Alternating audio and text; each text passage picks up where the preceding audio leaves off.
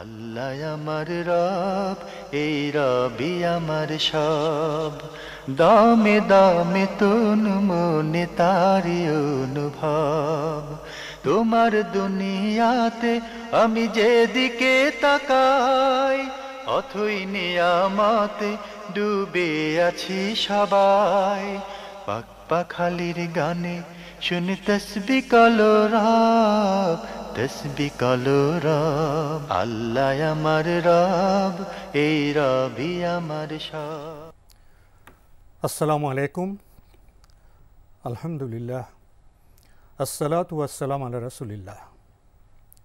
প্রিয় দর্শক, আপনারা যারা দেশে আছেন প্রবাসে, সবাইকে জানাই অনেক অনেক প্রীতি ও শুভেচ্ছা। শুরু হলো এনটিভি আয়োজিত জুমাবারের লাইভ অনুষ্ঠান আপনার জিজ্ঞাসা। আপনাদের সাথে আছি আমি জয়নুল আবেদিন আজাদ। আর আপনাদের মনে জাগা প্রশ্নের জিজ্ঞাসার সরাসরি জবাব দিচ্ছেন বিশিষ্ট আলেম ডক্টর মোহাম্মদ সাইফুল্লাহ। আসসালামু আলাইকুম ওয়া রাহমাতুল্লাহি ওয়া বারাকাতুহু। প্রিয় দর্শক, আমাদের আজকের প্রাসঙ্গিক আলোচনার বিষয় মানব জীবনে ফেরেশতাদের অবস্থান। চলুন তাহলে জিজ্ঞাসার আলোকিত ভুবনে আমরা প্রশ্ন নিচ্ছি। আসসালামু আলাইকুম। প্রিয় দর্শক, আপনার পরিচয় দিয়ে প্রশ্ন করুন। হ্যালো, আসসালামু আলাইকুম। ওয়ালাইকুম আসসালাম। আমি চিটং থেকে বলছি, ভালো আছেন? আলহামদুলিল্লাহ। আমার দুটো প্রশ্ন। একটা প্রশ্ন হলে যে মেজবান ছেলে গুনাহ হয় কিনা, অনেক সময় নিজের পরিবার শ্বশুর শাশুড়ি বা বাবা মামায় দিলে মেজবান দেয়। এখন আমরা তো এগুলি পছন্দ করি না, কিন্তু ঘরের পরিবারে যারা মুরব্বী ওরা রাগ করে না খেলে তো কেউ দাওয়াত দিলে ওইটাতে যেতে পারবো, বা ঘরের কেউ মারা গেলে ওইটা খেতে পারবো কিনা মেজবান দিলে, একটা। জি।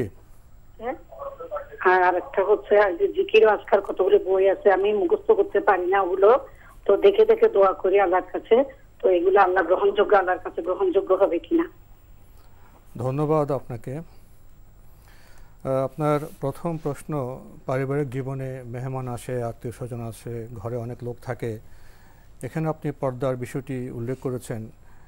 একটি দান্দিক অবস্থায় আপনি পর্দা করতে চান, আপনার বিবেচনায় সঠিক পর্দা করতে গেলে পরিবারের আত্মীয়দের অনেকে মনক্ষুণ্ণ হন, এখানে কি করবেন? আত্মীয় যারা আছেন তারা মনক্ষুণ্ণ হবেন এমন কাজ করা, এটা যেমন সঙ্গত বা সমীচীন নয়, ঠিক অনুরূপভাবে আল্লাহ তাআলার বিধান লঙ্ঘন করাও আল্লাহ মনক্ষুণ্ণ হবেন কিনা কোনো ধরনের সমীচীন বিষয় নয়। এক্ষেত্রে আপনি আল্লাহ রাব্বুল আলামিনের বিধানকে অগ্রাধিকার দিতে হবে, যেহেতু আল্লাহর বিধান হচ্ছে আমাদের উপর ফরজ, বাধ্যতামূলক। আল্লাহ রাব্বুল আলামিন পর্দা করতে বলেছেন, নির্দেশ দিয়েছেন, নারীদের জন্য ফরজ, সুতরাং নারীরা অবশ্যই পর্দা করবে। পর্দার মাঝে আপনি যতটুকু সৌজন্যতা করতে পারেন, পর্দা লঙ্ঘন না করে, পর্দা অনুসরণ করে আপনি যদি সৌজন্যতা রক্ষা করতে পারেন তাহলে আপনি ততটুকু করবেন। কিন্তু পর্দা লঙ্ঘন করে সামান্য সৌজন্যতা করা, এটা ইসলাম অনুযায়ী অনুমোদিত নয়। সেক্ষেত্রে আপনার আত্মীয়র অসন্তুষ্টির বিষয় অথবা আত্মীয় আপনার সাথে খারাপ ব্যবহার করার বিষয়টি, এটা আত্মীয়ের জন্যও হারাম। কারণ তিনি তো জানেন যে ইসলাম মুসলিমদের কতগুলো সুনির্দিষ্ট কোড রয়েছে, শৃঙ্খলা এবং বিধিবিধান আছে, যে বিধিবিধানের বাইরে আমরা যাওয়ার কোনো অবকাশ নেই, কোনো সুযোগ নেই। সেক্ষেত্রে তিনি অবশ্যই জানতে হবে যে যে আপনার জন্য কি বৈধ কি অবৈধ। এক্ষেত্রে আত্মীয় যদি এটা না জানেন তাহলে আত্মীয়কে সেই জ্ঞান দিতে হবে যে তার জন্য এই বিষয়টি বৈধ নয়, আত্মীয়কে এই জ্ঞান দিতে হবে। দুর্ভাগ্যের বিষয় হচ্ছে এই যে আমরা এমন একটি সমাজে আছি যে সমাজে আমরা নিজেদেরকে মুসলিম দাবি করি, কিন্তু ইসলামের কোনো কোড অথবা কোনো শৃঙ্খলা, কোনো নিয়ম নীতি সম্পর্কে আমাদের জানা নেই। পরে এই বিষয়গুলো অবশ্যই আমরা লোকদেরকে জানাবো, কিন্তু জানাতে গিয়ে আমাদের অ্যাপ্রোচটা হবে কেমন, সেটা এখানে খুবই ইম্পর্টেন্ট। জানাতে গিয়ে আমাদের অ্যাপ্রোচটা হবে একেবারেই শালীন, মার্জিত, অত্যন্ত নরম, যাতে করে তারা বুঝতে পারে যে এখানে উদ্দেশ্য মূলত অহংকার করা নয়, উদ্দেশ্য আত্মীয়তার সম্পর্ক ছিন্ন করা নয়, আত্মীয়কে তুচ্ছ করা নয়। এখানে উদ্দেশ্য হচ্ছে আল্লাহর বিধানের আনুগত্য করা। যদি এতটুকু কোনো ব্যক্তি কনসেপ্ট নিতে পারে, বুঝতে পারে, তাহলে কিন্তু সে অবশ্যই সেক্ষেত্রে এই আপনি যে কথা বলেছেন এই সমস্যা সৃষ্টি করবেন না, অথবা এই ধরনের কোনো আচরণ তার কাছ থেকে পাওয়া যাবে না। কারণ আল্লাহর বিধানের সামনে আমরা মুসলিম যারা আছি সবাই আত্মসমর্পণকারী, সবাই আল্লাহর বিধানের অনুসারী। প্রশ্নেই আসে না যে কোনো ব্যক্তি আল্লাহর বিধানের সামনে আত্মসমর্পণ করবে আর সে কথা বলবে যে আপনি পর্দা লঙ্ঘন করুন আমার জন্য। এটা কোনোভাবেই হতে পারে না। সুতরাং এই বিষয়টি সেভাবে বোঝানোর জন্য চেষ্টা করতে হবে, সেভাবে উপস্থাপন করতে হবে। প্রিয় দর্শক, ধন্যবাদ আপনাকে। শুরুতে আপনি এমন একটি প্রশ্নের অবতারণা করেছেন যেটি শুধু আপনার জীবনে আপনার পরিবারের সমস্যা নয়, আমাদের প্রিয় স্বদেশের অনেক পরিবারে এই সমস্যাটি আছে। আমরা মুসলিম, আল্লাহ বিধান সম্পর্কে জানি না। যারা পালন করতে চাই তারা সৌন্দর্যে মণ্ডিত কোমলভাবে অনেক ক্ষেত্রে পরিবেশন করতে পারি না। আসলে জানাজানির অভাব দূর করতে হবে, কোমলভাবে আমাদের বক্তব্যে যেন সৌন্দর্যে মণ্ডিত হয়, সেদিকেই রাসূল সাল্লাল্লাহু আলাইহি ওয়াসাল্লাম তার হাদিসের মাধ্যমে আমাদের নির্দেশনা দিয়েছেন। আরেকটি প্রশ্ন করেছেন যে আপনার জিকির আজকার মুখস্থ করতে পারেন না, সেক্ষেত্রে যদি দেখে পড়েন আপনি কি ফজিলত পাবেন? অবশ্যই পাবেন ইনশাআল্লাহ তাআলা। যিনি মুখস্থ করতে পারছেন না তিনি যদি দেখে পড়েন তিনি এর ফজিলত পাবেন ইনশাআল্লাহ তাআলা। জি, আমরা খুবই গুরুত্বপূর্ণ বিষয়ে অবগত হলাম। প্রিয় দর্শক, প্রশ্ন নিচ্ছি। আসসালামু আলাইকুম, পরিচয় দিয়ে প্রশ্ন করুন। আসসালামু আলাইকুম। ওয়ালাইকুম আসসালাম। আমি নওগাঁ থেকে রনি বলছি। জি ভাইয়া বলুন।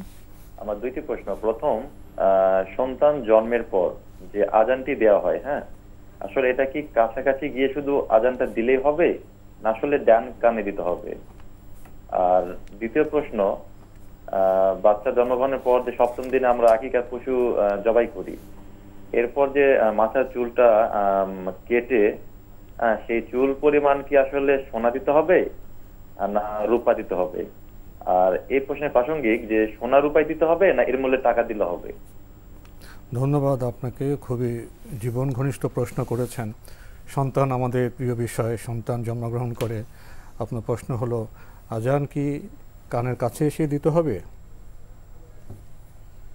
না, এখানে মানে আজান ডান কানে আজান দেওয়ার অর্থ হচ্ছে আসলে তাকে আজানের আলফাজগুলো শোনানো, কানে পৌঁছে দেওয়া, কানে পৌঁছানো, আর কিছুই না। সেক্ষেত্রে যে হাদিসটি রয়েছে হাদিসটি সনদের দিক থেকে দুর্বল, গ্রহণযোগ্য নয়। বাকি এই হাদিসটি মামুল বিহি, আমলযোগ্য। শেখুল ইসলাম ইবনুল কাইয়্যিম রাহিমাহুল্লাহ তাআলা তুহফাতুল মওদুদের মধ্যে বিষয়টি উল্লেখ করেছেন। আজানটা এটা মানে মসজিদের আজান নয়, মানে এমন জোরে আজান দিবেন যে শিশুকে শোনাবে, শিশুকে। হ্যাঁ, সুতরাং আজানের লফজটা শুধুমাত্র তার কানে শোনানো, খুব কোমলভাবে, মৃদুভাবে, এটা হলো উদ্দেশ্য। কারণ এখন অনেক জোরে যদি আজান দেয় সে তো ভয় পেয়ে যাবে, বা আজানের যেই পদ্ধতি সেই পদ্ধতি আজান দেওয়া হয়ে থাকে যে লোক আহ্বান করার জন্য, এটা কিন্তু মসজিদের আজান নয়, শিশুকে শোনাবার জন্য। তাহলে শিশু ভয় পেয়ে যেতে পারে, ক্ষতিগ্রস্ত হতে পারে। সেক্ষেত্রে আজানটা শুধু কানে শোনানোই হলো উদ্দেশ্য। সেটা কানের কাছে এসেও বলা যাবে, একটু দূর থেকে বলা যাবে। হ্যাঁ, শুধু আজানের আলফাজগুলো যাতে করে সে শুনতে পারে। আরেকটি প্রশ্ন করেছেন, 7ম দিনে শিশুর যে আকিকা হবে, এরপর আপনি চুল মুন্ডনের পরে ওজনে স্বর্ণ দিবেন, রূপা দিবেন না টাকা দেবেন? এটা সামর্থ্যের উপর নির্ভর করবে। স্বর্ণ এবং রূপ যে কোনো একটি দিতে পারবে, সামর্থ্যের উপর নির্ভর করবে। স্বর্ণ রূপ এর পরিমাণ ওজন করে টাকাও আদায় করতে পারেন, এই পরিমাণে টাকাও আদায়, সামর্থ্য অনুযায়ী। স্বর্ণ বা রূপার বিপরীতে টাকা দিতে পারবেন। যেহেতু স্বর্ণরূপের মানে প্রচলন তখন তুলনামূলকভাবে মানে লোকদের কাছে পরিচিত ছিল। বাকি টাকা তো প্রশ্নই হচ্ছে না। টাকা তখন কাগজি টাকা যেটাকে বলা হচ্ছে, তখন এই কাগজি টাকার কোনো প্রচলন ছিল না। সেক্ষেত্রে কাগজি টাকা যেহেতু এগুলো স্থান দখল করেছে, এগুলোর সাবস্টিটিউট হিসেবে কাজ করে আমাদের সমাজে, কাগজি টাকাও দিতে পারবেন, তবে এই ওজনটা করতে হবে স্বর্ণ বা রূপের বিপরীতে, ব্যক্তির সামর্থ্যের সাথে এটি জড়িত। জি, আমরা খুবই গুরুত্বপূর্ণ বিষয় অবগত হলাম। প্রিয় দর্শক, প্রশ্ন নিচ্ছি। আসসালামু আলাইকুম, পরিচয় দিয়ে প্রশ্ন করুন। রহমতুল্লাহ, আমি আব্দুল জলিল আশুলিয়া থেকে বলছি। জি ভাইয়া বলুন। আমার ছোট্ট হলো দুটো প্রশ্ন। আমরা যে 5 ওয়াক্ত নামাজে আমরা যেটা আয়াতুল কুরসি বলি, সূরা 255 নম্বর আয়াত বাকারা, এটা যদি আমরা সূরা মাঝখান থেকে পড়ি, এটা কি বিসমিল্লাহির রহমানির রহিম পড়বো নাকি শুধু আউযু বিল্লাহি মিনাশ শাইতানির রাজিম পড়বো? আর একজনে বলছে, এক বক্তা বলে যে এটা সূরা মাঝখানে, এটা বিসমিল্লাহির রহমানির রহিম বলা যাবে না, আউযু বিল্লাহি মিনাশ শাইতানির রাজিম এটা বলা যাবে। মানে এটা সূরা হাশরের যে শেষ 3 আয়াত পড়ি, বিসমিল্লাহ আগে বলতে পারবো না পারবো না? আর দ্বিতীয় প্রশ্ন হলো, স্যার তাহাজ্জুদের সময়টা কখন? যখন আমি আমার ঘরে ক্যালেন্ডার আছে, আমি ক্যালেন্ডার আমি ঝুলে রাখছি, যে একটা হলো সেহরি শেষ সময় আর একটা হলো ফজর শুরু। অনেকে আমরা তাহাজ্জুদের সময়টাকে সেহরি শেষ সময় ধরবো না ফজর শুরুটা ধরবো? ধন্যবাদ আপনাকে। আপনার প্রথম প্রশ্ন, নামাজে যখন আপনি সূরা মিলাবেন, যদি কোনো সূরা মাঝখান থেকে মিলান, তাহলে কি আউযুবিল্লাহ বিসমিল্লাহ পড়তে হবে, না শুধু আউযুবিল্লাহ বলে শুরু করলে হবে? আউযুবিল্লাহ যথেষ্ট। আউযুবিল্লাহর মধ্যে বিসমিল্লাহ রয়েছে, সুতরাং আউযুবিল্লাহ বলেই যথেষ্ট। আউযুবিল্লাহি মিনাশ শাইতানির রাজিম, এটাই যথেষ্ট। যদি আউযুবিল্লাহ দিয়ে শুরু করেন, সূরাতুল বাকারার 255 নম্বর আয়াত, আয়াতুল কুরসি পড়েন, অথবা সূরাতুল হাশরের 3 আয়াত পড়েন, আউযুবিল্লাহ দিয়েই যথেষ্ট। সেখানে বিসমিল্লাহ পড়া দরকার আছে কিনা বা বিসমিল্লাহ পড়তে হবে কিনা এ নিয়ে আলেমদের দ্বিমত রয়েছে। কেউ কেউ বলেছেন আউযুবিল্লাহ এবং বিসমিল্লাহ দুইটাই পড়া মুস্তাহাব, কিন্তু বিশুদ্ধ বক্তব্য হচ্ছে আউযুবিল্লাহ পড়াটা হচ্ছে বিধান এবং এটাই হচ্ছে উত্তম। আপনি কি মাঝে বলেছেন আউযুবিল্লাহর মধ্যে বিসমিল্লাহ নিহিত আছে? জি, এটা ব্যাখ্যাটা একটু করবেন।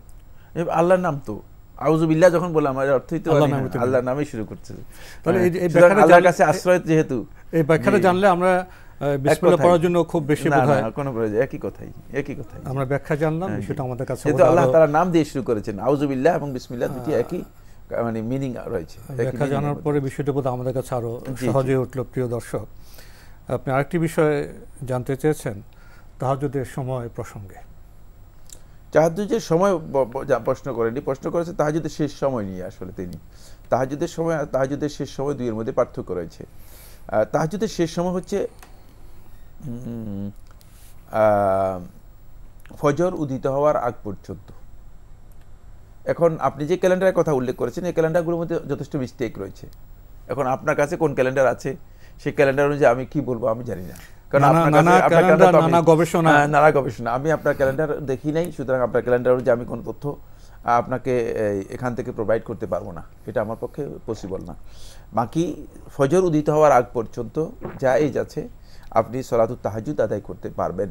কিন্তু আমাদের দেশে এখন বর্তমানে যে সময় ফজর আজান দেওয়া হয় থাকে, ফজর উদিত হওয়ার প্রায় 28 থেকে 29 মিনিট পর। সুতরাং বোঝা যাচ্ছে যে এখানে মিস্টেক আছে, যেহেতু আমাদের এই আজানের মধ্যে আমানতদারিতা নেই। ইসলামের মৌলিক যেই বিধান, সেই বিধান লঙ্ঘিত হচ্ছে। সেটা হলো ওয়াক্ত হওয়ার সাথে আজান দেওয়ার যে বিষয়টি, এই বিষয়টি লঙ্ঘিত হচ্ছে। তাই আমি আপনাকে এই বিষয়টি, আপনি আন্তর্জাতিক যে সমস্ত ক্যালেন্ডারগুলো আছে সেগুলো দেখে নেওয়ার জন্য চেষ্টা করুন।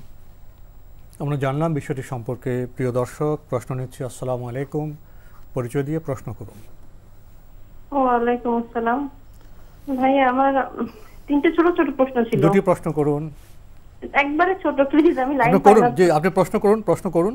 আচ্ছা, ঘুমানোর আগে ওযু করে শোয়ার যে ফজিলতটা আছে, কিন্তু আমি মানে প্রথমে ওযু করে শুইলাম, শোয়ার পরে আমার মানে ঘুমাইনি, ঘুমানোর আগে আমার হয়তো আবার টয়লেটে যাওয়ার দরকার হলো, তো টয়লেট থেকে আসার পর কি আমার আবার ওযু করে এসে ঘুমাতে হবে? তাহলে সেই ফজিলত পাবো, নাকি প্রথমে যে ওযু করে শুয়েছিলাম সেই তাতেই হবে? দ্বিতীয়টা হচ্ছে হুজুর, ঘুমানোর সময় যে দোয়াগুলো আছে পড়ি, তো ওগুলাও মানে আমি তো শোয়ার পরেই পড়ে ফেলি, আবার যদি বাথরুমের থেকে আসি তাহলে কি আবার পড়তে হবে, নাকি আমার না পড়লে হবে? আর আরেকটা হচ্ছে আমার অভ্যাস তেলাওয়াত শুনতে শুনতে ঘুমিয়ে যাওয়া।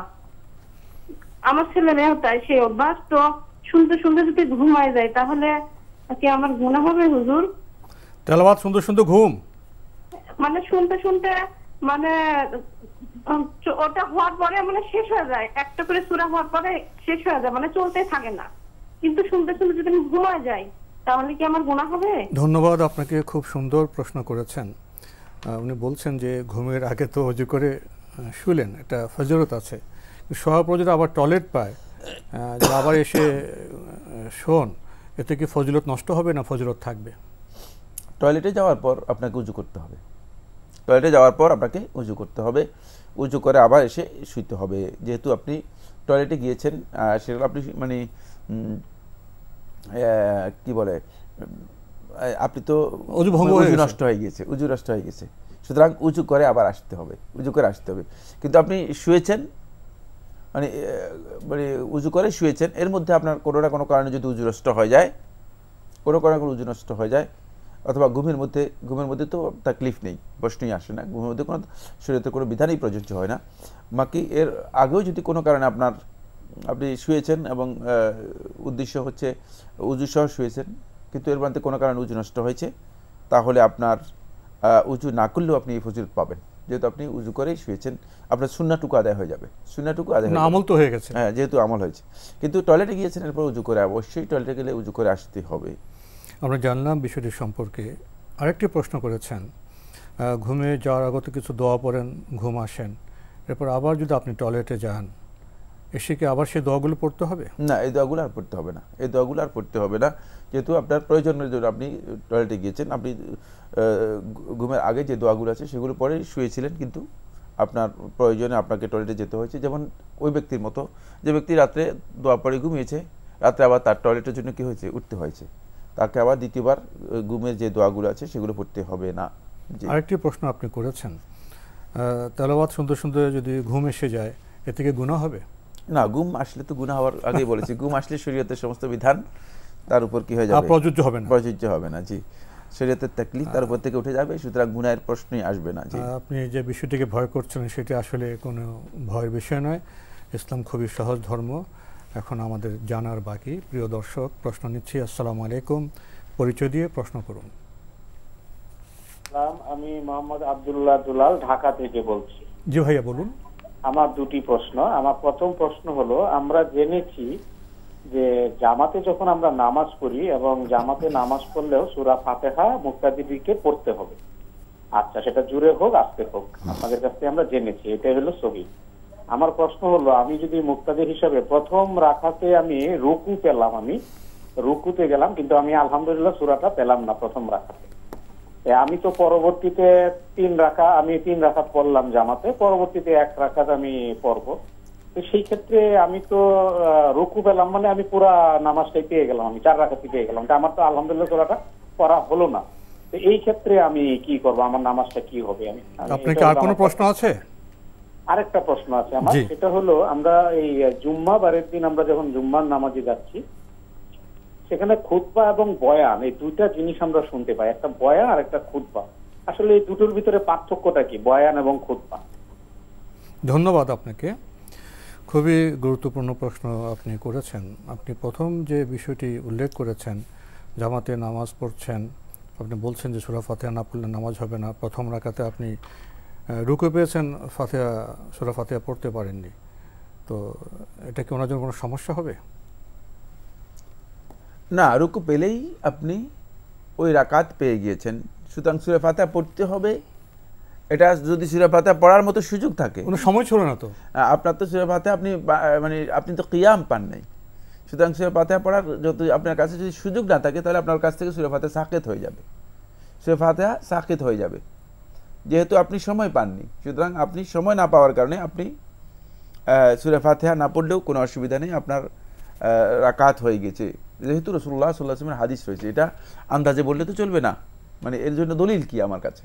দলিল হচ্ছে রাসূলুল্লাহ সাল্লাল্লাহু আলাইহি ওয়াসাল্লামের হাদিস, যে হাদিসটি মানারুদ দলিলের মধ্যে উল্লেখ করা হয়েছে, এবং শেখ মোহাম্মদ নাসিরুদ্দিন আলবানী রাহমাতুল্লাহ ইরওয়াউল গালিলের মধ্যে হাদিসটিকে সহিহ বলেছেন। সেটা হচ্ছে, যে ব্যক্তি রুকু পাবে সে রাকাত পেয়ে গেল। এবং এই হাদিসটা শুধু হাদিস না, বরং এই হাদিসের ব্যাপারে সাহাবায়ে কেরামদের মধ্য থেকে 7 জন সাহাবীর বক্তব্য সাব্যস্ত হয়েছে, এবং এটি সাহাবায়ে কেরামদের যুগে ইজমা সাব্যস্ত হয়েছে। সাহাবায়ে কেরামদের মধ্যে কোনো ধরনের মুখালিফ পাওয়া যায়নি। 2 জন শ্রেষ্ঠ আলেম, যারা ইজমাআতের উপর, উলামায়ে কেরামদের ইজমাআতের উপর যাদের প্রজ্ঞা রয়েছে, তারা একজন হচ্ছে ইবনুল মুনজির রাহিমাহুল্লাহ তাআলা, আর একজন হচ্ছে ইমাম ইবনে খুদামা মাকদিসি রাহমাতুল্লাহ আলাইহি, এই 2 জনই বর্ণনা করেছেন। সুতরাং এই মাসআলায় যারা এই ধরনের না বুঝে কথা বলে থাকেন, তারা আসলে তাদের ইজমাআত আল মাসাইল আল ইজমাইয়া যেগুলো রয়েছে সেগুলো সম্পর্কে তাদের জ্ঞান নেই, এই ধরনের কথাগুলো এই কারণেই বলে থাকেন। এক্ষেত্রে মানে রুকু যদি পেয়ে যান, তাহলে তার রাকাত হয়ে যাবে। সূরা ফাতিহা পড়তে হবে সূরা ফাতিহার সুযোগ পেলে, সূরা ফাতিহার সুযোগ পেলে, সুযোগ না পেলে আপনি সূরা ফাতিহা বলবেন কিভাবে? অবশ্যই সূরা ফাতিহার সময়। দর্শক, আমরা খুবই স্পষ্টভাবে জানলাম, প্রথম রাকাতে বিলম্বের কারণে রুকু পেলেই আমার রাকাত পাওয়া হয়ে যাবে, ফাতিহা পড়ার সুযোগ না থাকায় সেখানে আমার নামাজে কোনো ক্ষতি হবে না। আমরা স্পষ্ট করে বিষয়টি জানলাম। প্রিয় দর্শক, আরেকটি প্রশ্ন আপনি করেছেন, জুমার এই পবিত্র দিনে প্রশ্নটি বোধহয় খুবই প্রাসঙ্গিক।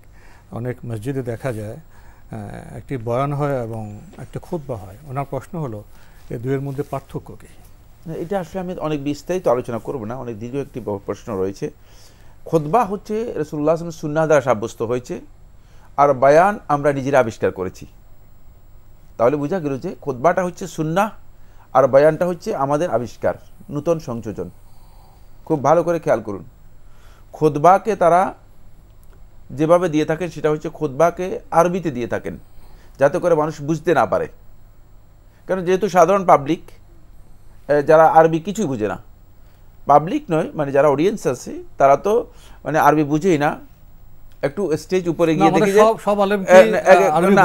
উপরে স্টেজে গিয়ে দেখে যিনি খতিব তিনিও বুঝেন না, ফলে এই খুতবাটা হচ্ছে বেহুদা কাজ। খুতবা যেটা, এটা নিজেরা খুতবাটাকে তারা এমন পর্যায়ে নিয়ে গেছে যে অপ্রয়োজনীয় কাজে পরিণত করেছে। আর বয়ান হচ্ছে নিজের মন মতো খাহেশ মতো বক্তব্য দেয়া, সেখানে অনেক গাল গল্প, অনেক মিথ্যা কথা, অনেক মিথ্যা হাদিস নিজে যুক্ত করে লোকদেরকে বলতেছেন। ফলে এই বয়ানটা নবী সাল্লাল্লাহু আলাইহি ওয়াসাল্লামের সুন্নাহর সাথে সামান্যতম কোনো সম্পর্ক নেই। 3 নম্বর যে পার্থক্য সেটা হলো অতিরিক্ত একটি বয়ান এখানে যুক্ত করার কারণে, বয়ান নাম দিয়ে এটাকে যুক্ত করার কারণে যেটা হয়েছে সেটা হলো নবী সাল্লাল্লাহু আলাইহি ওয়াসাল্লাম খুতবার আগে যেই কোনো ধরনের মানে আলোচনা, যে কোনো ধরনের জিকির, এমনকি হালাকুল জিকির পর্যন্ত নিষেধ করেছেন, হাদিস দ্বারা, সহিহ হাদিস দ্বারা সাব্যস্ত হয়েছে। সুতরাং নবী সাল্লাল্লাহু আলাইহি ওয়াসাল্লাম ওই নিষেধাজ্ঞা মানে নবী সাল্লাল্লাহু আলাইহি ওয়াসাল্লাম ওই হাদিসকে লঙ্ঘন করার জন্য এই বয়ানটা কি করা হয়েছে, এখানে শয়তান যুক্ত করেছে। সুতরাং এই বয়ান হচ্ছে একেবারেই ইসলামে মানে নবী সাল্লাল্লাহু আলাইহি ওয়াসাল্লামের সুন্নাহর প্রকাশ্য লঙ্ঘন, এর কোনো অবকাশ নেই। যদি কেউ বলেন, খুবই গুরুত্বপূর্ণ বিষয় বলছি, যদি কেউ বলেন যে খুতবা আরবিতে দিতেই হবে, তাহলে তিনি শুধুমাত্র আরবিতে খুতবা দিবেন, আর কিছুই তিনি করবেন না। তিনি এখানে বায়ানের কোনো ধরনের যুক্ত করার, কারণ আল্লাহ রাসূলের বিধানের মধ্যে যুক্ত করার কোনো অবকাশ কারণেই, কোনো ব্যক্তির কোনো মানে জায়েজ নেই যে সে নিজের পক্ষ থেকে কি করবে, যুক্ত করবে।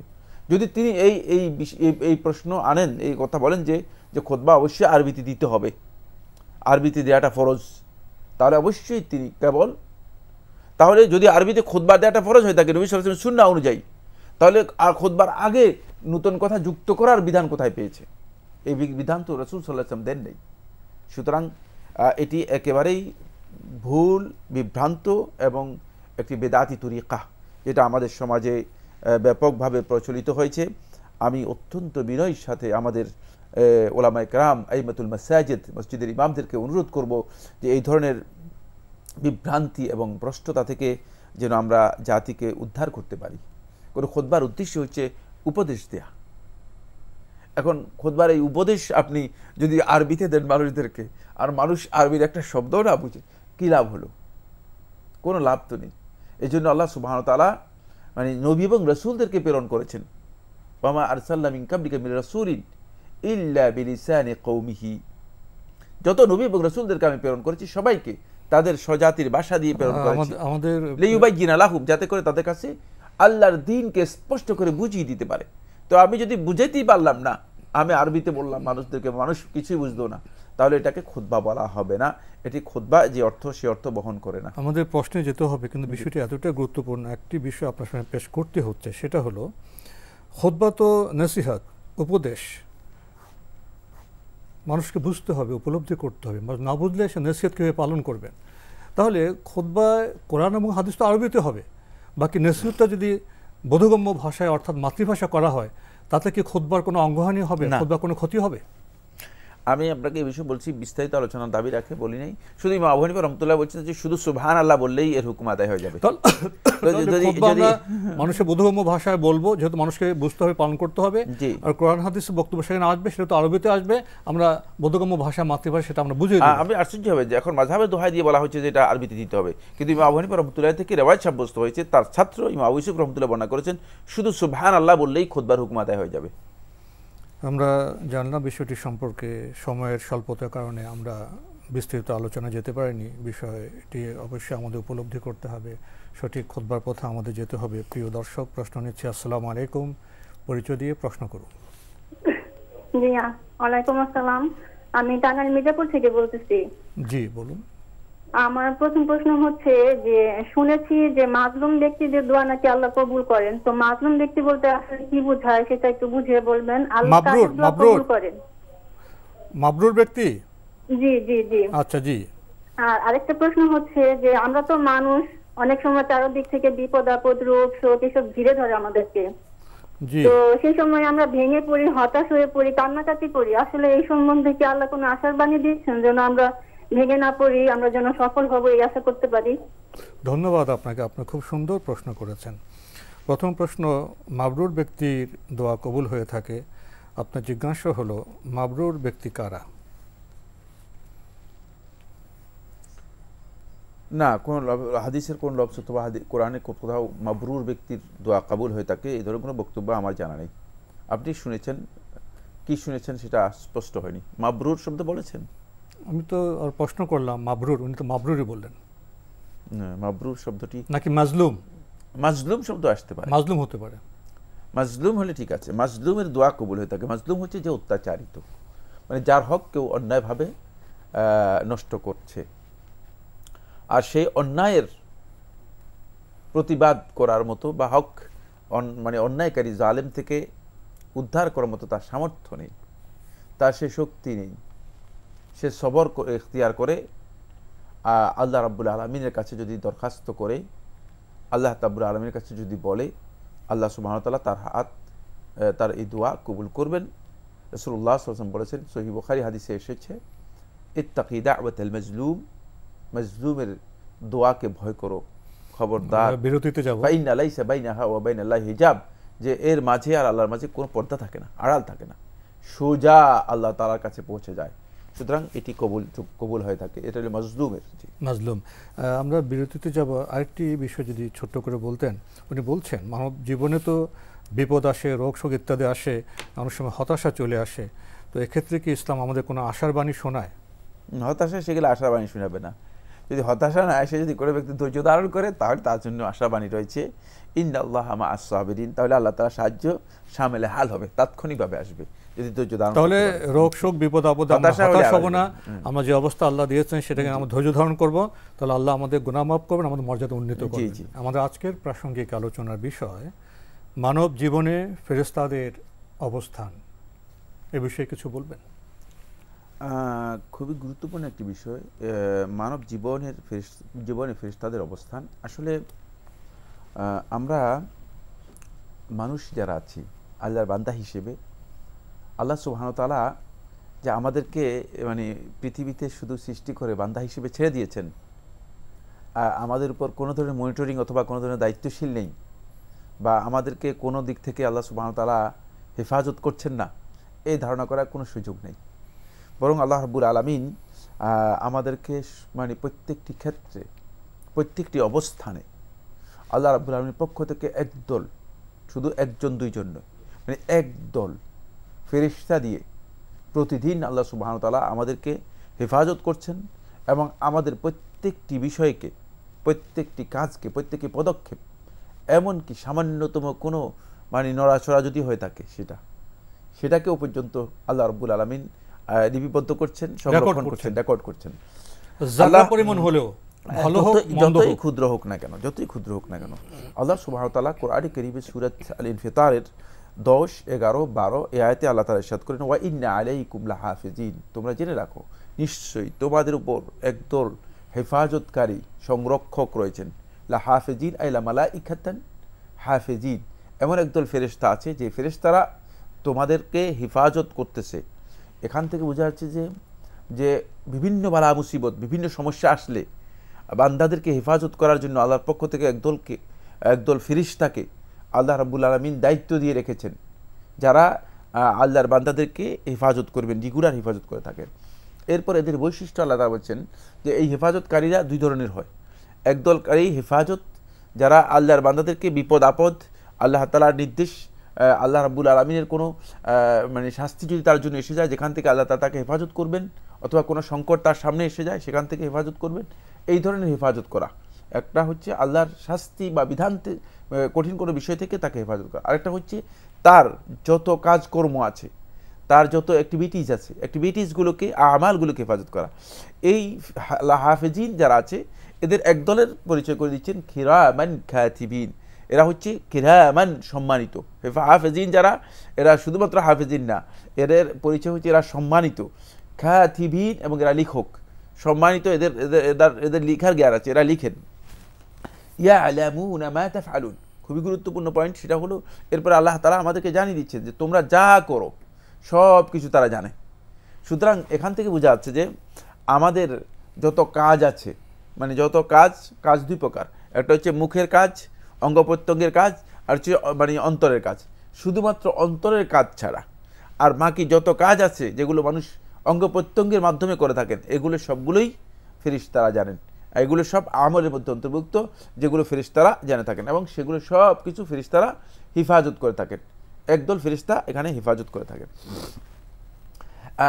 এই আয়াতের ব্যাখ্যায় এবং অন্যান্য তাফসীর আয়াতগুলো রয়েছে। সূরা কাফের মধ্যে আল্লাহ সুবহানাহু ওয়া তাআলা বলেছেন যে মা ইয়ালফিজু মিন কাউলিন ইল্লা লাদাইহি রাকিবুন আতীদ, যে সে যত কথাই বলুক না কেন, ইল্লা লাদাইহি রাকিবুন আতীদ, মানে তার সাথে আল্লাহর পক্ষ থেকে একজন শক্তিশালী সংরক্ষক আছে, যেই শক্তিশালী সংরক্ষক তার প্রত্যেকটি জিনিসকে রেকর্ড করে যাচ্ছে।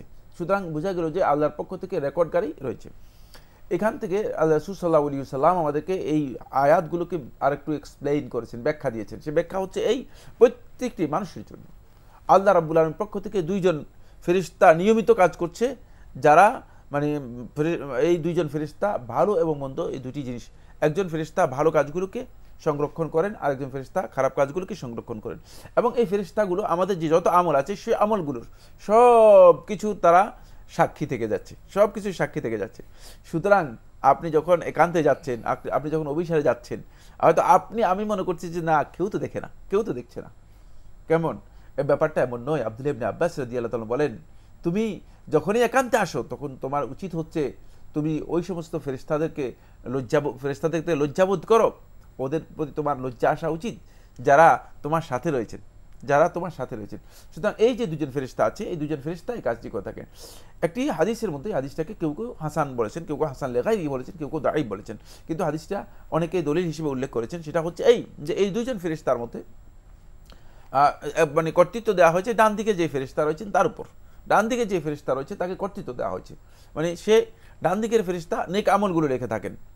যখন কোনো নেক আমল লেখেন তখন ডান দিকের ফেরেশতা আল্লাহর পক্ষ থেকে নির্দেশপ্রাপ্ত হয় কুল্লু হাসানা, প্রত্যেকটা ভালো কাজেই 10 গুণ বৃদ্ধি করে দেয়, মানে 10 গুণ বৃদ্ধি করে, যেটা আল্লাহ তাআলা আগেই বৃদ্ধি করার জন্য বলে দিয়েছেন। 10 গুণ বাড়িয়ে তার আমল নামার মধ্যে তার এই কাজটি লেখা হয়ে থাকে। আর যখনই কোনো বান্দা কোনো খারাপ কাজ করে থাকে তখন বাম দিকের ফেরেশতা অপেক্ষা করেন, ডান দিকের ফেরেশতার দিকে দৃষ্টি দেন, ডান দিকের ফেরেশতাকে মানে দৃষ্টি আকর্ষণ করেন লিখবে কি লিখবে না। তখন ফেরেশতা তাকে বলে আমহেলহু কাইয়া থুব, তাকে অবকাশ দাও, সুযোগ দাও, সে যদি কিছু মানে আল্লাহ তাআলার কাছে তওবা করে নিতে পারে, ক্ষমা নিতে পারে, আল্লাহ রাব্বুল আলামিনের কাছ থেকে ক্ষমা নিতে পারে। কিন্তু যদি দেখা যায় যে মানে সে এরপরেও আর খারাপ কাজের মধ্যে লিপ্ত হয়ে গিয়েছে, তওবা করলো না, তওবা করেনি, তখন তার জন্য একটি গুনাহ লেখা হয়ে থাকে, 10টি গুনাহ লেখা হয় না। এইভাবে প্রত্যেকটি কাজ আল্লাহ সুবহানাহু ওয়া তাআলার পক্ষ থেকে সংরক্ষণ করা হয়ে থাকে। এটা হলো প্রথম সংরক্ষক, যারা আমাদের আমালগুলোকে সংরক্ষণ করেন। দ্বিতীয় সংরক্ষক হচ্ছে যেটা কোরআনে কারীম মধ্যে আল্লাহ সুবহানাহু ওয়া তাআলা ইরশাদ করেছেন, এরা হলো লাহু মুআক্কিবাতুন মিন বাইনি ইয়াদাইহি ওয়া মিন খালফিহি ইয়াহফাযুনাহু মিন আমরিল্লাহ। এরা আল্লাহর প্রত্যেকটি মানুষের জন্য আল্লাহর পক্ষ থেকে নিয়োগপ্রাপ্ত রয়েছেন মুআক্কিবাতুন। আব্দুল্লাহ ইবনে আব্বাস রাদিয়াল্লাহু আনহু আয়াতের তাফসীরের মধ্যে বলেন হুম মালাইকাতুন মুআক্কিবাত, এরা হচ্ছে একদল ফেরেশতা যারা মানে দিবস এবং রাতের মধ্যে মানে যাদের কি হয়ে থাকে, পালা পরিবর্তন হয়ে থাকে এবং আসতে থাকে, শিফটিং হয়ে থাকে। এই একদল ফেরেশতা মিন বাইনি ইয়াদাইহি ওয়া মিন খালফিহি, একজন সামনে একজন পেছনে, তার সামনে থেকে এবং তার পেছন থেকে তাকে হেফাজত করে। প্রত্যেকটি মানুষকে নিয়মিত প্রত্যেকটি মানুষকে তার সামনে থেকে এবং পেছন থেকে হেফাজত করে। এই বিষয়ে আমরা ইনশাআল্লাহ আপনার কাছ থেকে আরো জানবো প্রশ্ন নেওয়ার পরে ইনশাআল্লাহ। আমাদের সুযোগ হলে আরো অনেক বিষয় জানার আছে প্রিয় দর্শক, যে বিষয়ে বোধহয় আমাদের খুব কমই জানা আছে। আমরা প্রশ্ন নিচ্ছি। আসসালামু আলাইকুম, পরিচয় দিয়ে প্রশ্ন করুন। আসসালামু আলাইকুম। ওয়ালাইকুম আসসালাম।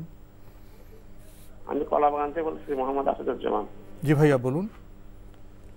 আমার প্রশ্ন হচ্ছে যদি কোনো কারণে নামাজ কাজা হয়ে যায়, জি জি কোনো কারণে নামাজ কাজা হয়ে যায়, তারপরে তাহলে ওই নামাজ কি পরে পড়তে লাগলে কাজা কোনো নিয়ত বলতে হবে? আর কোনো প্রশ্ন আছে? ধন্যবাদ আপনাকে। প্রশ্ন পেয়েছেন? প্রশ্ন পেয়েছি। প্রশ্নটা মানে যেহেতু আমরা আসলে ইসলামের জ্ঞান নেই আমাদের, এই জন্য আমরা প্রত্যেকটা ক্ষেত্রেই অনেক পিছিয়ে। প্রশ্ন থেকেই বোঝা যাচ্ছে যে আমরা যে কতটুকু পিছিয়ে। নামাজ তো কোনো কারণে কাজা হবে না, কি কারণ সেটাই উল্লেখ করতে হবে এবং সুনির্দিষ্ট কারণ করলে আমরা প্রশ্ন উত্তর দিতে আমাদের জন্য সুবিধা হবে। যাই হোক, আপনি বলেছেন যে কোনো কারণে যদি নামাজ কাজা হয়ে যায় তাহলে কি কাজার নিয়ত করতে হবে না? আপনি নামাজ, যে নামাজটি আপনি পড়েন নাই সেই নামাজের নিয়ত করলে যথেষ্ট হয়ে যাবে। স্বাভাবিকভাবে যে নিয়ত করে থাকেন সেভাবেই যথেষ্ট, আলাদা করে নিয়তের প্রয়োজন নেই। আমরা প্রশ্নটি শুধুমাত্র আপনার যেহেতু করেছেন, আসলে প্রশ্নটি এই ধরনের নয়। প্রশ্ন হচ্ছে আমরা যখন কোনো ভাই প্রশ্ন করব, বলবো যে আমি এই কারণে আমি ঘুমিয়েছিলাম বা মনে ছিল না, তখন জবাবটা সুস্পষ্ট হবে, তখন আমরা জবাব দিতে পারবো। কোনো কারণে নামাজ কাজা হয়ে যায়, নামাজ নিজে যে কাজা হবে কিভাবে, কোনো সুযোগ তো নেই। এর কোনো কারণটা উল্লেখ করলে ভালো হতো। প্রিয় দর্শক, আমরা আরো প্রশ্ন নিচ্ছি। আসসালামু আলাইকুম, পরিচয় দিয়ে প্রশ্ন করুন। জি, আমার নাম মোহাম্মদ হাসানুজ্জামান সোহেল, আমি ঢাকা মিরপুর থেকে বলছি। জি বলুন। আমার প্রথম কোশ্চেনটা ছিল যে নামাজের দ্বিতীয় রাকাত অথবা যেমন ফজর নামাজের দ্বিতীয় রাকাত অথবা এশার নামাজের চতুর্থ রাকাতে, নামাজের দ্বিতীয় রাকাত এবং এশার নামাজের দ্বিতীয় রাকাতে আত্তাহিয়াতুর পরে আমরা উঠে পড়ি এবং চতুর্থ রাকাতে আত্তাহিয়াতু পড়ার পরে শুধু দরুদ শরীফ পড়ে কি সালাম ফিরানো যাবে? এটা হচ্ছে 1 নাম্বার কোশ্চেন। আর 2 নাম্বার কোশ্চেনটা ছিল বেতের নামাজের তৃতীয় রাকাতে আমি আলহামদুলিল্লাহ সূরা পড়ার পরে, একটা সূরা পড়ার পরে আমি তাকবীর দেওয়ার পরে দোয়া কুনুতের পরিবর্তে কি 3 বার কুল হুয়াল্লাহ পড়ে রুকুতে যেতে পারবো কিনা? আমার এই 2টা কোশ্চেন ছিল। ধন্যবাদ আপনাকে। আপনি 2টি প্রশ্ন করেছেন। প্রথম প্রশ্ন, নামাজের দ্বিতীয় রাকাতে আমরা আত্তাহিয়াতু পড়ি, চতুর্থ রাকাতে শুধু দরুদ পড়ে কি সালাম ফেরাতে পারবো? প্রথম কথা হচ্ছে, সালাত কিন্তু ইবাদত। সালাত আপনার প্রবৃত্তির অনুসরণের নাম নয়। মানে সালাতে আপনি আপনার মন মতো কাজ করবেন, আপনি আপনার মনে চাইলেও যেটা সেটা করবেন, এটাকে ইবাদত বলা হয় না। ইবাদতের মধ্যে যদি কোনো প্রবৃত্তির অনুসরণ এসে যায় তাহলে সেটা ইবাদত হবেই না, প্রশ্নই আসেনি। ইবাদত হিসেবে আল্লাহ তার কাছে গ্রহণযোগ্য হবে না। ইবাদতের মধ্যে ইবাদতের পূর্ব শর্ত হচ্ছে একমাত্র ইবাদতটা আল্লাহ তাআলার জন্য হতে হবে। খুব ভালো করে খেয়াল করুন, একমাত্র ইবাদত আল্লাহ তাআলার জন্য হতে হবে। দ্বিতীয় শর্ত হচ্ছে অবশ্যই মানে তাজাররুদুল ইত্তিবা লি মুহাম্মাদিন সাল্লাল্লাহু আলাইহি ওয়াসাল্লাম, পরিপূর্ণরূপে মুহাম্মদ সাল্লাল্লাহু আলাইহি ওয়াসাল্লামের অনুসরণ করে সালাত হতে হবে। সাল্লু কামা রাআইতুমুনি উসাল্লি, তোমরা সালাত আদায় করো যেভাবে আমাকে সালাত আদায় করতে দেখেছো। সুতরাং আপনার খাহিশ মতো, আপনার মন মতো আদায় করলেন সালাতের মধ্যে। যদি ইচ্ছাকৃতভাবে আপনি সালাতের মধ্যে মানে যে কথাগুলো বলেছেন সেগুলো করে থাকেন, তাহলে আপনার এই সালাতের মানে অর্থহীন সালাত। কারণ সালাতের মধ্যে আপনি নিজের প্রবৃত্তির অনুসরণ করেছেন, দ্বীনের অনুসরণ করেননি। সুতরাং এই সালাত অর্থহীন হয়ে যাবে। বাকি মানে আপনার কথা থেকে মানে আপনি যেটা বলতে চেয়েছেন সেটা হচ্ছে আপনি ইচ্ছাকৃতভাবে প্রবৃত্তির অনুসারী হিসেবে এই ধরনের মাসআলা আমাকে জিজ্ঞেস করেছেন। না, প্রবৃত্তির অনুসারী মাসআলা সালাতের মধ্যে বাতিল, কারণ প্রবৃত্তির অনুসারী সালাত ভুলের মাসআলা তো ভুলের মাসআলা আর প্রবৃত্তির অনুসরণ এক কথা নয়, বুঝতে পেরেছেন? সুতরাং এই ভাইয়ের মাসআলাটা হচ্ছে তিনি প্রবৃত্তির অনুসারী প্রশ্ন করেছেন, প্রবৃত্তির অনুসরণ করে মানে এগুলোর কোনো অর্থ নেই। দ্বিতীয় রাকাতে বা চতুর্থ রাকাতে আপনি এই দরুদের পরে রাসূলুল্লাহ সাল্লাল্লাহু আলাইহি ওয়াসাল্লামের নির্দেশনা হচ্ছে দরুদের পরে আল্লাহ নবী সাল্লাল্লাহু আলাইহি ওয়াসাল্লাম কিছু মাসুরাত পড়তেন। এই মাসুরাতগুলো রাসূলুল্লাহ সাল্লাল্লাহু আলাইহি ওয়াসাল্লাম সাহাবায়ে কেরাম থেকে শিক্ষা দিয়েছেন, সাহাবায়ে কেরামগণ আমল করেছেন। সুতরাং মাসুরাতগুলো পড়াটাই হচ্ছে বিধান। ইচ্ছাকৃতভাবে যদি কোনো ব্যক্তি এই মাসুরাতকে যে নবী সাল্লাল্লাহু আলাইহি ওয়াসাল্লামের মানে পদ্ধতির অনুসরণ বাদ দেওয়ার জন্য করে থাকেন, তাহলে তার সালাত হবে না। আর ভুল হলো অন্য বিষয় না, ভুলের যদি কিন্তু যদি সেই ব্যক্তি কোনো কারণে পড়তে পারলেন না হয়, ভুল না হইলেও কোনো কারণে পড়তে পারলেন না, তাহলে তার সালাত হয়ে যাবে, তাহলে তার সালাত হয়ে যাবে। আর ভুলে হলে তো মানে সালাত হয়ে যাবে। শুধুমাত্র একজন আলেম এই মাসআলার মধ্যে দ্বিমত পোষণ করেছেন। ইমাম মুহাম্মদ ইবনে সিরিন রাহমাতুল্লাহ বলেছেন যে তার সালাত কি করতে হবে, সালাত আদা করতে হবে বা দ্বিতীয়বার পড়তে হবে, যেহেতু তিনি এটাকে ওয়াজিব মনে করতেন। চতুর্থ রাকাতে উনি আমার প্রশ্ন আরেকটি বিষয় ওইটা রয়ে গেছে, আরেকটি বিষয় যে চতুর্থ রাকাতে উনি শুধু দরুদ পড়লেন, ওইটাই তো বলছি, আত্মীয়তা পড়লেন না। শুরুতে তো আত্মীয়তা পড়তে হবে, তারপর তো দরুদ পড়বেন চতুর্থ রাকাতে বসার পরে। তিনি বলেছেন মানে দরুদ পড়ে সালাম ফিরান। হ্যাঁ, না তাহিয়াতু তো অবশ্যই পড়বে, তাহিয়াতু দরুদ পড়তে জি। যেটা আমরা জানলাম আত্মহত্যা পড়তে হবে, দরুদ পড়তে হবে, এবারে সুন্নাহসম্মত যে মাসুরাতগুলো আছে সেগুলো আমাদের পড়তে হবে, এটা আমরা জানলাম। প্রিয় দর্শক, আপনি আরেকটি প্রশ্ন করেছেন, বিতের রাকাতে, তৃতীয় রাকাতে সূরার পরে আপনি বলছেন কুনুতের পরিবর্তে যদি কুল হুয়াল্লাহু আহাদ 3 বার পড়া হয় তাহলে কি হবে? ওটা আমি বলে দিয়েছি, ওর উত্তর হয়ে গেছে। কেন কুল হুয়াল্লাহ 3 বার কুনুতের পরিবর্তে পড়বেন? যদি কুনুত যারা না থাকে তাহলে আপনি পড়বেন না, না পড়লেও সালাত হয়ে যাবে। কুনুত জানার চেষ্টা করবেন। কুনুতের পরিবর্তে নিজের প্রবৃত্তি থেকে কুল হুয়াল্লাহ 3 বার যোগ করে দিবেন, অথবা আরেকজন এসে বলবে যে আমি কুল আউযু বিনাশ 3 বার যোগ করে দেব। এগুলো ইসলামী বিধান নয়, ইসলাম অনুসরণের নাম। ইসলাম কোনো প্রবৃত্তি অথবা ব্যক্তির কোনো চিন্তাধারার নাম নয়। আমরা মূল বিষয়টি সম্পর্কে অবগত হলাম। প্রিয় দর্শক, ইসলাম হলো আনুগত্যের নাম। আনুগত্য কোন পথে? রাসূল সাল্লাল্লাহু আলাইহি ওয়াসাল্লাম যে মানহাজ, যে পদ্ধতি দিয়ে গেছেন, সে পদ্ধতি অনুসারে ইবাদত করাই হলো ইবাদত। আমরা প্রশ্ন নিচ্ছি। আসসালামু আলাইকুম। প্রিয় দর্শক, পরিচয় দিয়ে প্রশ্ন করুন। আসসালামু আলাইকুম। ওয়ালাইকুম আমি আসসালাম। মোহাম্মদ ইমরানুর রহমান, ইমরান বলছি আগারগা থেকে। জি ভাইয়া বলুন। আসলে আমাদের ছোটখাটো বিষয়গুলোতে একটু বেশি কনফিউশন থাকে। যেমন একটু আগে একজন হয়তো বলছিলেন যে আমরা আসলে এশার নামাজে, যে বিতরের নামাজে আমরা তো আবার তাকবীর দিই, তো এটা নিয়ে অনেকে অনেক কথা বলেন যে আসলে এই তাকবীরটা কি দেওয়া ঠিক? মানে আমি এতটুকু শুনেছি যে আমরা নবীজি বলেছেন যে মাগরিবের নামাজের সাথে যেন আমরা মিলিয়ে না পড়ি বিতরের নামাজটা। তো এটার আসলে সঠিক নিয়মটা কি? মানে আমরা কি একবারে 3 রাকাত আদায় করবো, নাকি আসলে তাকবীর দিয়ে ওইভাবে আবার দোয়া কুনুত করে ওইভাবে করবো? জি, আপনাকে আর কোনো প্রশ্ন আছে? না, এটাই। ধন্যবাদ আপনাকে। ধন্যবাদ এই ভাইকে। যে তাকবীর দিয়ে থাকেন যেটা, সেটা নবী সাল্লাল্লাহু আলাইহি ওয়াসাল্লামের হাদিস দ্বারা সাব্যস্ত হয়নি। এই মর্মে একটি রিওয়ায়াত উল্লেখ করা হয় থাকে, সূরা আল আসরের মধ্যে ইমাম তাহাবী রাহমাতুল্লাহ আলাইহি আবু বকর রাদিয়াল্লাহু আনহু বর্ণনা করেছেন, সনদ একেবারে দুর্বল, দাঈফ জিদ্দান, খুবই দুর্বল। সুতরাং এটা মামুল বিহি নয়, আমলযোগ্য নয়, এটা আমলযোগ্য নয়। এক্ষেত্রে বিধান হচ্ছে যেটা, সেটা হলো একাধারে 3 বার 3 রাকাত আদায় করা, না বসে, এটাই হচ্ছে সুন্নাহ। বাকি এর অনেকগুলো পদ্ধতি রয়েছে। বিতিরের সালাতের উপর আসলে দীর্ঘ অনেকগুলো বইও লেখা আছে। সুতরাং সঠিক পদ্ধতি একটি নয়, সঠিক পদ্ধতি কয়েকটি আছে। আমি একটি জানি, তার অর্থ এই নয় যে অন্য পদ্ধতিগুলো ভুল নয়। শাইখুল ইসলাম কাইয়িম রাহমাতুল্লাহ আলাইহি তার কিতাবের মধ্যে 6টি উল্লেখ করেছেন। 6টি পদ্ধতি সুন্নাহ দ্বারা সাব্যস্ত হয়েছে। সেই যে কোনো একটি পদ্ধতিতে আপনি আদায় করলেই হয়ে যাবে। বাকি এগুলো জেনে নিতে হবে বন্ধুগণ। আমাদের এই প্রশ্ন উত্তরে আমরা শুধুমাত্র আমাদের জীবন ঘনিষ্ঠ বিষয়গুলো নিয়ে আলোচনা করব। এই প্রশ্ন উত্তরে আপনি যদি বলেন যে আমাকে বিদিরে সালাতে, তাহলে আমাদের এই সামান্য সময় আমরা এই বিষয়ে বিস্তারিত আলোচনা করতে পারবো না। আমরা জানলাম বিষয়টি সম্পর্কে। প্রিয় দর্শক, প্রশ্ন নিচ্ছে। আসসালামু আলাইকুম। পরিচয় দিয়ে প্রশ্ন করুন। ওয়ালাইকুম আসসালাম ওয়া রাহমাতুল্লাহ। বগুড়া থেকে ফাতেমা বলছি। জি বলুন। জি বলুন। আমার 2টা প্রশ্ন ছিল। জি। নিজের দাদা, নানা অথবা নিজের ভাগিনার সামনে কি চুল আঁচড়ানো যাবে? ভাগিনার সামনে কি করা যাবে? চুল, মাথার চুল কি আঁচড়ানো যাবে? ও, চুল আঁচড়ানো, আচ্ছা আচ্ছা। আর দ্বিতীয় প্রশ্ন হচ্ছে, রোজা নিয়ে। জি। আমার শাশুড়ি 2 বছর অর্থাৎ 60টি রোজা করতে পারে নাই, অসুস্থ ছিল এবং অনেক বয়স্ক। তো উনি মারা গেছেন। এখন ওনার পক্ষ থেকে কি আমি রোজাগুলো করে দিতে পারবো, নাকি ফিদিয়া দিব, না রোজা করা যাবে কি? দিলে তাহলে আমি রোজাগুলো করে দিতাম। একটি বিষয় জানার আছে, আপনার শাশুড়ি তো বৃদ্ধা ছিলেন, উনি 60টি রোজা রাখতে পারেননি অসুস্থতার জন্য, তাই না? হ্যাঁ হ্যাঁ। মৃত্যুর আগে উনি সুস্থ হননি? না না, মারা গেছেন, উনি মারা গেছেন। জি জি, ধন্যবাদ আপনাকে, ধন্যবাদ।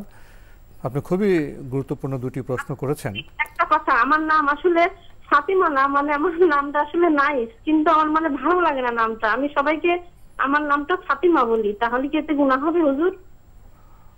আপনি নামটা ফাতিমা বলেন? হ্যাঁ। আপনার নাম কি আসলে? আমার নাম নাইস। নাইস? হ্যাঁ, ইংরেজিতে নাইস বলে, কিন্তু নাইস, কিন্তু আমার ভালো লাগে না নামটা, সেই জন্য সবাইকে আমি ফাতিমা বলি নাম। আচ্ছা, ধন্যবাদ আপনাকে। আপনি খুবই গুরুত্বপূর্ণ প্রশ্ন করেছেন।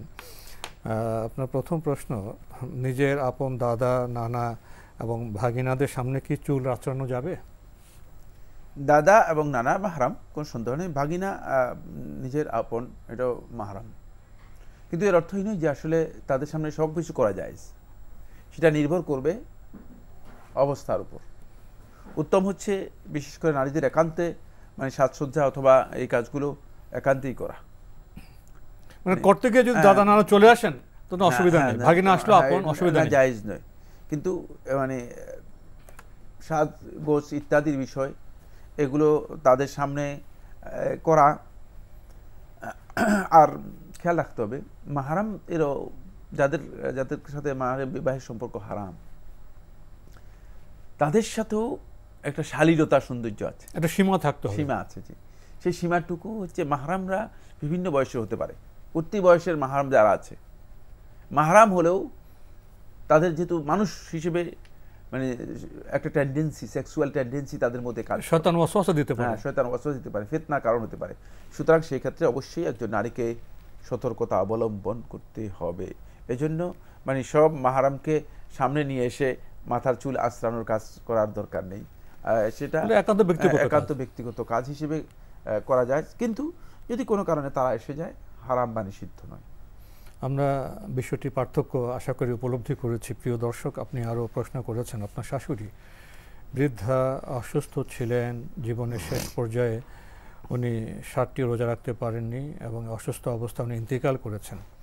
এখন ওনারা কি করবেন? উনি কি ওনাদের পক্ষে উনি কি রোজা রেখে দেবেন শাশুড়ির পক্ষে, না অন্য কিছু করার ওনার সুযোগ আছে? আসলে 60টি রোজা শাশুড়ির পক্ষে রাখা ওনার জন্য আপনি মনে করেন সহজ হবে কিনা? আমি মনে সহজ হবে না। হ্যাঁ, সহজ হবে না। আমি মনে করি কঠিন। ওনার নিজের তো রোজা আছে। এখন হয়তো মনে করতেছেন যে সহজ হবে, যেহেতু আপনার নিজের রোজা আছে আর আপনি নফল রোজা রাখতে পারেন। সেক্ষেত্রে শাশুড়ির পক্ষ থেকে আপনি ফিদিয়া আদায় করে দেন, অথবা শাশুড়ির পক্ষ থেকে তার ছেলে ফিদিয়া আদায় করে দেবে। ফিদিয়া আদায় করলেই যথেষ্ট হয়ে যাবে। ফিদিয়া হচ্ছে একটি সিয়ামের এগেনিস্টে, একটি সিয়ামের বিপরীতে একজন মিসকিনকে এক বেলা খাবারের আয়োজন করা। 60টি রোজার বিপরীতে 7 জন মিসকিনকে খাবারের আয়োজন এক করলে বেলা যথেষ্ট হয়ে যাবে, এক বেলা। জি, কিন্তু এই 60টি রোজা যদি আপনি আদায় করতে যান তাহলে আপনার জন্য এটা সহজ হবে না, বিষয়টা সহজ হবে না। হয়তো আপনার কাছে এখন আবেগের কারণে মনে হচ্ছে যেন আমি রোজাটা রেখে দিই, আর রাখলেও ভালো, কোনো সন্দেহ নেই, রাখলে সওয়াব পাবেন। কিন্তু কঠিন হবে, কিন্তু আপনার জন্য রোজা আছে, আপনার জন্য অসুস্থ আছে, নফল রোজা আছে, বিষয়টি আপনার জন্য কঠিন হয়ে যাবে। এইজন্য ফিদিয়া দেওয়াটাই সহজ হবে। যেহেতু ফিদিয়া দেওয়ার সুযোগ আছে, সেক্ষেত্রে ফিদিয়া দেওয়াটাই উত্তম। আর ব্যক্তিগতভাবে আপনি আপনার নফল রোজা রাখুন। আরেকটি বিষয় করেছে, ওনার নামটা কি রেখেছে নাইস নাকি ওনার ভালো লাগে না, উনি এখন ওনার নিজে ফাতেমা হিসেবে পরিচিত হতে চান, এতে কোনো সমস্যা আছে? না, কোনো সমস্যা, এটা উনি সংশোধন করলেন, ভালোই তো, ভালো নাম নিয়েছেন, কোনো ধরনের সমস্যা নেই। আমাদের আজকের প্রাসঙ্গিক আলোচনার বিষয় মানব জীবনে ফেরেশতাদের অবস্থান। একটু আগে আমরা কিছু কথা শুনেছি এই বিষয়ে। সাধারণত আমাদের মধ্যে এমন একটি ধারণা, শুধু আমাদের ভালো মন্দ লেখার জন্য বোধহয় সম্মানিত 2 জন ফেরেশতা আছেন, কিন্তু ডক্টর মোহাম্মদ সাইফুল্লাহ ভাই থেকে আমরা জেনেছি ফেরেশতাদের সংখ্যা অনেক বেশি। ফেরেশতারা আমাদের হেফাজত করে থাকেন এবং তাদের ডিউটি আছে, শিফটিং আছে, এবং ফেরেশতাদের সংখ্যা তো বোধহয় যদি পৃথিবীতে মানবজাতির সংখ্যা যদি হয় প্রায় 700 কোটি, তাহলে ফেরেশতাদের সংখ্যা তো আরও বেশি, অনেক বেশি ফেরেশতা বোধহয় পৃথিবীতে আছে। আর ফেরেশতাদের আর কি কাজ, আমাদের জীবনযাপনে তাদের অবস্থানটা কেমন? ফেরেশতাদের সংখ্যা কোটির মধ্যে আমরা নির্দিষ্ট করতে পারবো না, কারণ আল্লাহ সুবহানাহু ওয়া তাআলা বলেছেন ওমা ইয়ালামু জুনুদা রাব্বিকা ইল্লা হু, যে তোমার রবের বাহিনীর সংখ্যা কত তিনি ছাড়া আর কেউ জানে না। রাসূলুল্লাহ সাল্লাল্লাহু আলাইহি ওয়াসাল্লাম একটি হাদিসের মধ্যে ইরশাদ করেছেন যে আত্তাতিস সামাউ, যে আসমান মানে ভার বহন করতে করতে ভারে এমনভাবে হয়ে গেছে যে সেটি মানে ভারের আওয়াজে কসকচ করতেছে।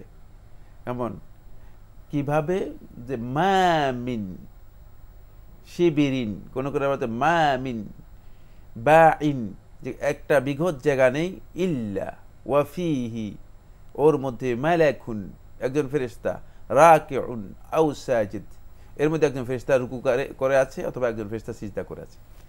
প্রত্যেকটি আসমান এইভাবে ফেরেশতারা রয়েছে। সুতরাং এর সংখ্যা যে আসলে অসংখ্য, মানে এটা সংখ্যা গণনা করা যায় না, আল্লাহ সুবহানাহু ওয়া তাআলাই সবচেয়ে ভালো জানেন। দুনিয়ার কোনো মানুষ এটাকে কোনো সংখ্যার মধ্যে লিমিট দেওয়ার কোনো সুযোগ কারো নেই। বাকি আমরা যে পয়েন্টটি নিয়ে কথা বলছিলাম সেটা হচ্ছে একজন ব্যক্তির সাথে প্রতিদিন কাব আল আহবার থেকে বর্ণিত একটি রিওয়ায়াতে এসেছে, আর রিওয়ায়াতটি ইসরাইলিয়াত থেকে নেওয়া হয়েছে। সনদের দিক থেকে বিতর্কিত আহলে তাফসীরগণ উল্লেখ করেছেন যে কমপক্ষে 10 জন ফেরেশতা নিয়মিত কাজ করেন। কমপক্ষে 10 জন, একজন মানুষের সাথে 10 জন ফেরেশতা, হ্যাঁ, একজন মানুষের সাথে কমপক্ষে 10 জন ফেরেশতা নিয়মিত কাজ করে থাকেন। তার মধ্যে আমরা ইতিপূর্বে দুইজনের কথা বলেছি, মানে রিপোর্টার দুইজনের কথা বলেছি, একজন ডান দিকে আরেকজন বাম দিকে রয়েছেন, যাদেরকে কিরামান কাতিবিন কোরআন আখ্যায়িত করেছেন। দ্বিতীয় আয়াত থেকে আমরা পেয়েছি যারা সামনে থেকে পিছন থেকে সহযোগিতা করে থাকে। এখানেও দুইজন ফেরেশতার কথা বলা হয়েছে। এদের কাজ কি? এরা মানে নিয়মিত মানে ডিউটি করে থাকেন। আব্দুল্লাহ ইবনে আব্বাস রাদিয়াল্লাহু বর্ণিত হাদিসের মধ্যে এসেছে, হাদিসে কুদসি, যে ইয়াতাআকাবুনা ফীকুম মালাইকাতুম বিল-লাইলি ওয়া মালাইকাতুম বিন-নাহার। একদল ফেরেশতা দিনে ডিউটি করে থাকেন, আরেকদল ফেরেশতা রাতে ডিউটি করে থাকেন। ওয়া ইয়াজতামিউনা ফি সালাতিস সুবহি ওয়া সালাতিল আসর।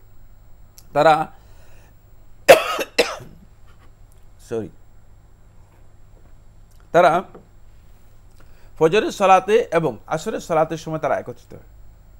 দীর্ঘ বক্তব্য রয়েছে, মানে ওদিকে আমরা যেতে চাচ্ছি, শিফটিং হয় থাকে। এই জন্য ফজরের সালাত এবং আসরের সালাত হচ্ছে অত্যন্ত গুরুত্বপূর্ণ বিষয়।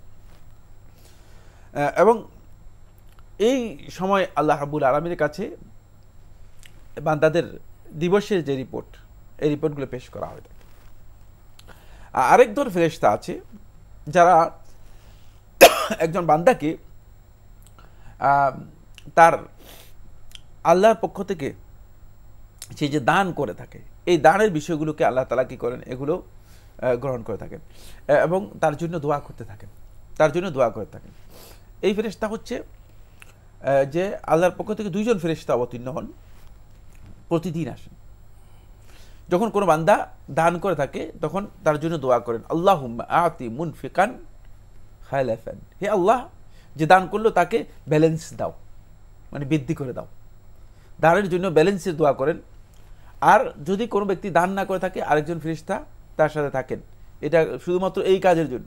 আল্লাহুম্মা আতি মুনফিক মুতলিফান তালাফা, যে ব্যক্তি দান করে নাই তাকে মুমসিকান তালাফা, যে ব্যক্তি দান করে তাকে মানে ধ্বংস দাও। সুতরাং এই কারণে শুধুমাত্র দানের জন্য দুজন ফেরেশতা আছে, যেই ফেরেশতা এই কাজটুকু করে থাকেন, মানে শুধু এই কাজ, দানের জন্য ফেরেশতারা এই কাজ করে থাকে। এই জন্য আল্লাহর বান্দাদের প্রত্যেকের উচিত হচ্ছে প্রতিদিন অন্তপক্ষে 1 টাকা হলে দান করা। কারণ আল্লাহ তাআলা তো দেখতেছেন বান্দাকে, বান্দার সামর্থ্য দেখতেছেন। প্রতিদিন 1 টাকা হলেও আল্লাহর বান্দাদের জন্য সহযোগিতা করা, এটা মানব জীবনের জন্য খুবই গুরুত্বপূর্ণ। হ্যাঁ, দরুদ পড়লে সেটা কি ফেরেশতা কাজ করে। তারপরে আরেক দল ফেরেশতা রয়েছে, ইন্না লিল্লাহি মালাইকাতান সাইয়াহিনা ফিল আরদ। এই ফেরেশতাদের কাজ হচ্ছে এরা জমিনে বিচরণ করে আছে। শুধুমাত্র এদের কাজ হলো যখন কোনো বান্দা আল্লাহ রাসূল সাল্লাল্লাহু আলাইহি ওয়াসাল্লামের উপর দরুদ পেশ করে থাকেন, তখন সেই দরুদটুকু সে গ্রহণ করে রাসূলুল্লাহ সাল্লাল্লাহু আলাইহি ওয়াসাল্লামের কাছে পৌঁছিয়ে দেন। দরুদটুকু আল্লাহ রাসূল সাল্লাল্লাহু আলাইহি ওয়াসাল্লামের কাছে পৌঁছিয়ে দেন। রাসূল সাল্লাল্লাহু আলাইহি ওয়াসাল্লামের কবরে রাসূল সাল্লাল্লাহু আলাইহি ওয়াসাল্লামের কাছে পৌঁছিয়ে দেওয়া হয়ে থাকে। সুতরাং এই ফেরেশতারা শুধু এই কাজের মধ্যে লিপ্ত রয়েছেন, শুধু মানে দরুদ পৌঁছানোর এই কাজে লিপ্ত রয়েছেন। এইভাবে মানে দিবসে এবং রাতের মধ্যে বিভিন্নভাবে আল্লাহ রাব্বুল আলামিনের পক্ষ থেকে ফেরেশতারা মানুষের সাথে বিভিন্ন কাজের সাথে ইনভলভ হয়েছে এবং মানুষদেরকে আল্লাহ রাব্বুল আলামিনের কাছে মানুষের কল্যাণের জন্য সহযোগিতা করে যাচ্ছে। আরেকটি বিষয় জানার ইচ্ছে, যে আমরা শুনে থাকি ঘরে ছবি ঝুলিয়ে রাখলে রহমতের ফেরেশতা আসেন না, এটা কেমন?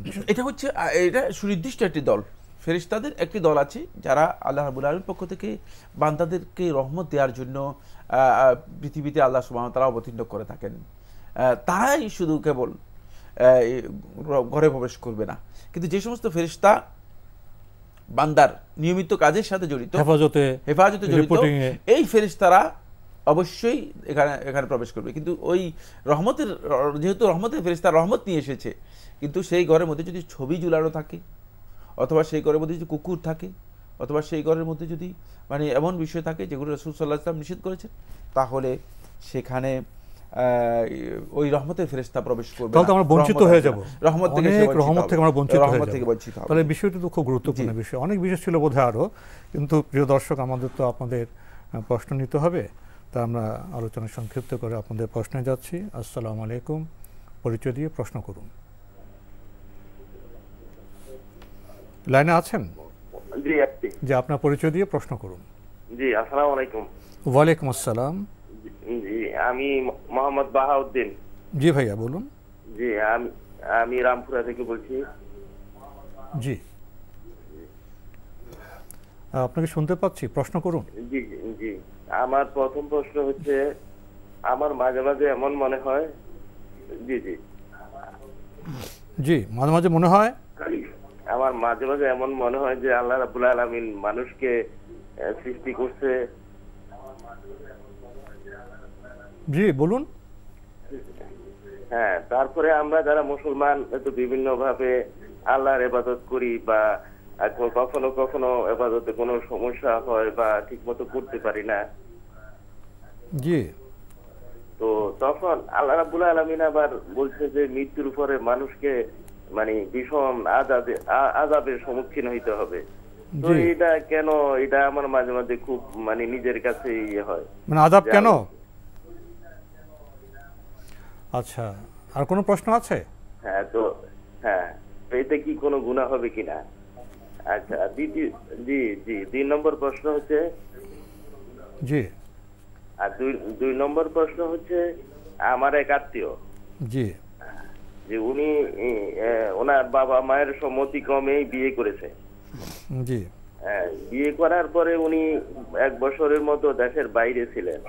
জি, তো এখন যেখানেই বিয়ে করছে বা করাইছেন, ওনাদের আর্থিক অবস্থাটা একটু হীন আর কি, অনেকটা বলা যেতে পারে। জি, তো এখন ওনার ওই বাবা মা চাচ্ছে যে ওই ঘরে এখন একটা সন্তানও আছে, কন্যা সন্তান। জি জি বলুন, প্রশ্নটি কি? হ্যাঁ, তো এখন প্রশ্নটা হচ্ছে, ওনার বাবা মা চাচ্ছে যে ওনার ওই ওয়াইফকে ছেড়ে দিয়ে নতুন করে বিয়ে করাবে। জি, কি কারণে?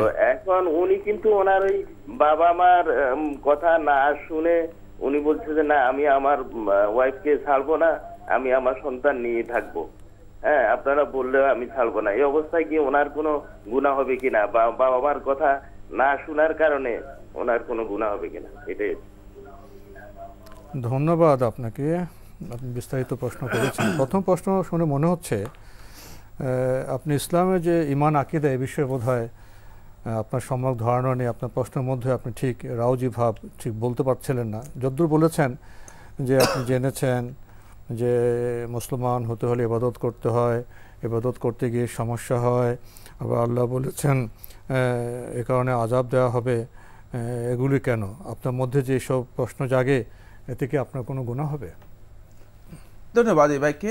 আপনি যে প্রশ্নটি করেছেন, প্রশ্নের ভাব, উপস্থাপনা এবং আপনার বক্তব্যের ধরন থেকে স্পষ্ট বোঝা যাচ্ছে যে ইসলামী আকীদা সম্পর্কে আপনার মোটেও ধারণা নেই। এক্ষেত্রে আপনি যে কথা বলেছেন এগুলো কুফরি। যদি আপনি মনে প্রাণে বিশ্বাস করে এই ধরনের বক্তব্য দিয়ে থাকেন, তাহলে কুফরি হবে এবং আপনি কাফির, এখনো ইসলাম গ্রহণ করতে পারেননি, ইসলাম গ্রহণ করুন। আর যদি আপনার এগুলো ওয়াসওয়াসা হয়ে থাকে, তাহলে অবশ্যই হারাম হবে। এই জন্য আল্লাহ তাআলার কাছে আপনাকে তওবা করতে হবে। মানে এই ধরনের ওয়াসওয়াসা যদি আপনার মধ্যে আসে, তাহলে আপনাকে আল্লাহ তাআলার কাছে তওবা করতে হবে। বাকি আপনার এই বক্তব্যের স্ট্যান্ডার্ড সম্পর্কে আপনি বলতে পারবেন আসলে কোন পর্যায়ে আছে। আমি আপনার বক্তব্য থেকে যতটুকু বুঝতে পেরেছি যে এই ধরনের ধারণা আপনার মধ্যে কেন এসেছে সেটা আমি বুঝতে পারছি না। বাকি মনে হচ্ছে যেন আপনার এই বক্তব্যের মধ্যে যথেষ্ট নীতিগত দিক থেকে এবং আকীদাগত দিক থেকে ভুল আছে। এটা কাজটি সঠিক নয়, ভুল। আরেকটি প্রশ্ন আপনি করেছেন,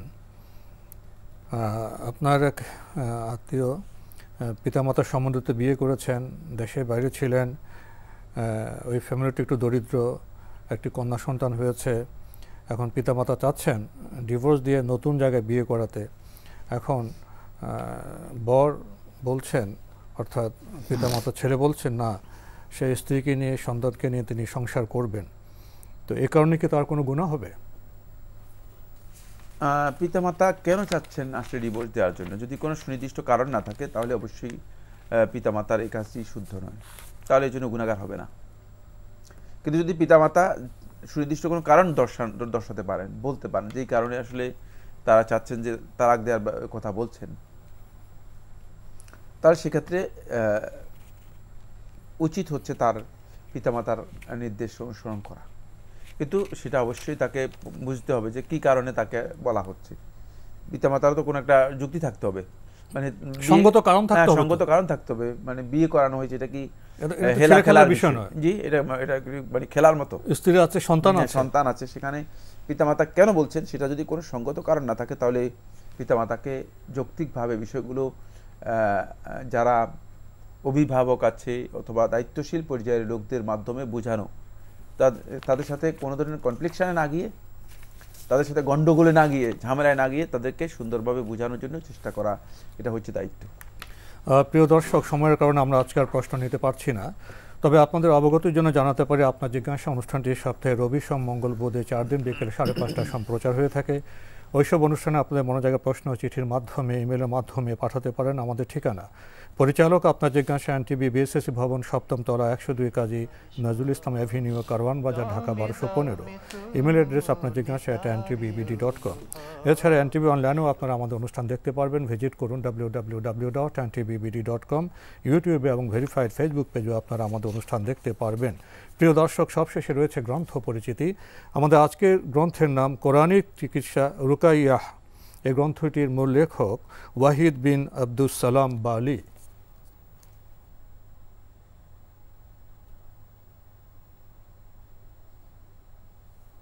খুবই গুরুত্বপূর্ণ এই গ্রন্থটি অনুবাদ করেছেন মুফতি মুয়াজ আহমদ, সম্পাদনা করেছেন ইসলাম হাউস সম্পাদনা পর্ষদ, প্রকাশ করেছে ইসলাম হাউস পাবলিকেশনস।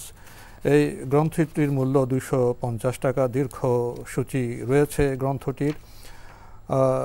জাদু বা সেহরের পরিচিতি, কোরআন সুন্নাহর আলোকে জাদু, জাদুর প্রকারভেদ, জিন উপস্থিতির কৌশল, ইসলামের দৃষ্টিতে জাদুবিদ্যা, বিভিন্ন জাদু ও তার প্রতিকারে করণীয়, স্ত্রীর প্রতি কাপুরুষ ব্যক্তির প্রতিকার, কুদৃষ্টির চিকিৎসা, কোরআন দিয়ে বিবিধ চিকিৎসা, আরও চমৎকার সব বিষয় রয়েছে গ্রন্থে। এই গ্রন্থটি যদি কেউ পেতে চান টেলিফোনে যোগাযোগ করতে পারেন। Telephone number 01715768209। আবারও বলছি 01715768209। রুকাইয়াহ কোরআনিক চিকিৎসা, যদি সংক্ষেপে কিছু বলতেন। রুকিয়া এই বিষয়ের উপর যে বইটি ওয়াহিদ আব্দুস সালাম বালি লেখা, এটি পরিচিত বই, ব্যাপক সমাদৃত আরবি ভাষায় একটি গ্রন্থ, যেখানে রুকিয়া শারঈয়া কীভাবে আমরা কোরআন এবং হাদিস থেকে বিভিন্ন সমস্যা সংকট যেগুলো আছে এগুলো নিয়ে আমরা রুকিয়া করতে পারি, ঝাড়ফুঁক করতে পারি। বই তো ঝাড়ফুঁকের অন্যতম একটি দিক নির্দেশনার বই। যারা ঝাড়ফুঁকের এই সমস্ত সমস্যার মধ্যে আছেন, অনেকে আমাদের কাছে যে ঝাড়ফুঁকের বিষয়গুলো নিয়ে বিভিন্ন প্রশ্ন করে থাকেন। আমি মনে করে থাকি যে যদি এই ধরনের বই আপনাদের কাছে থাকে, আপনারা অনেক ক্ষেত্রেই নিজেরা উপকৃত হতে পারবেন, ঝাড়ফুঁকের জন্য নিজেও সামর্থ্য লাভ করবেন, অর্থাৎ নিজেও চেষ্টা করে সক্ষমতা অর্জন করতে পারবেন। এই জন্য চেষ্টা করি আমরা এই ধরনের বিষয়গুলো নিজেদের কাছে রাখার জন্য এবং জানার জন্য। সবচেয়ে বড় কথা হচ্ছে এখানে এমন কিছু বক্তব্য রয়েছে, জিনিসগুলো যেগুলোর মাধ্যমে আপনি নিজেকে হাসিন তাহসিন করতে পারবেন, মানে রক্ষা করতে পারবেন, সুরক্ষা করতে পারবেন। এই জন্য চেষ্টা করি এগুলো আমরা সংগ্রহে রাখি। তো আজকে আমাদের এখানে শেষ করতে হচ্ছে। আপনাকে অনেক ধন্যবাদ। আপনাকে অনেক ধন্যবাদ। প্রিয় দর্শক, আসলে আমরা জানি গ্রন্থ পড়ি, আজকের গ্রন্থটি খুবই গুরুত্বপূর্ণ, কুসংস্কারে আচ্ছন্ন আমাদের সমাজে। দেখা হবে ইনশাল্লাহ আগামী জুমাবার একই সময়ে। প্রিয় দর্শক, মহান আল্লাহ আমাদের সবাইকে নিরাপদে রাখুন, শান্তিতে। আসসালামু আলাইকুম। আল্লাহ আমার রব, এই রবি আমার সব, দামে দামে তুন মনে তারি অনুভব। তোমার দুনিয়াতে আমি যেদিকে তাকাই, অথই নিয়ামত।